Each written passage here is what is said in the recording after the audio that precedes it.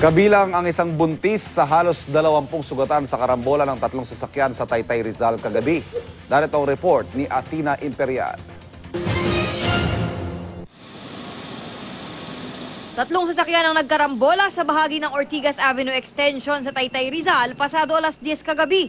Nangyari ang aksidente sa pakurbang bahagi ng Ortigas Avenue Extension paahon sa Antipolo. Sa lakas ng impact, wasak ang bumper ng 2 van na ito. Halos 20 ang nasaktan sa insidente na pawang mga pasahero ng 2 van. Kabilang na ang 6 na buwang buntis na si Jernaline Nonato. Kitang-kita daw ni Nonato kung paanong sumalpok ang van na sinasakyan nito. Overtake yung nasa harapan namin na van.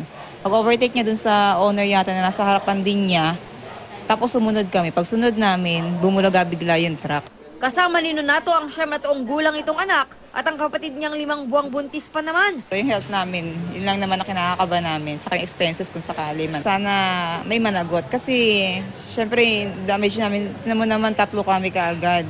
Pero ayon sa driver ng truck na si Julius de los Reyes, may nag-overtake sa kanyang kotse kaya nawalan siya ng kontrol.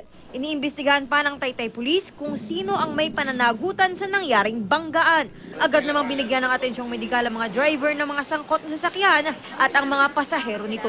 Para sa unang balita, Athena Imperial reporting.